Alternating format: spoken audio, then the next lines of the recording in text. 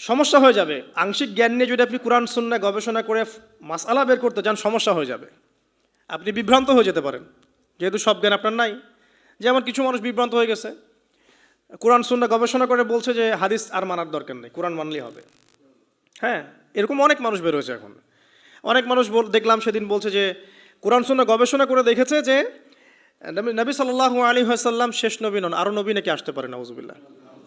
তো কোরআন সুন্নাহ গবেষণা করে সে তার ওই ভাঙাচুরা বুদ্ধিতে বুঝেছে যে লা ইলাহা ইল্লাল্লাহ কালিমা একবার মুখে পড়লেই হবে, আমলের কোনো দরকার নেই।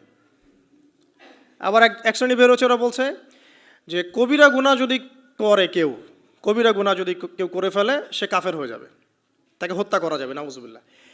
এরকম মানুষ যে বিভ্রান্ত হচ্ছে কেন? বিকজ নিজে নিজে অধিক পাণ্ডিত্যে প্রদর্শন করতে গিয়ে অন্যের মত, বড় বড় স্কলারদের আলেমদের মতকে প্রত্যাখ্যান করে নিজে যখন সব কিছু বুঝি এমন দাবি করছে, তখন বিভ্রান্ত হয়ে যাচ্ছে।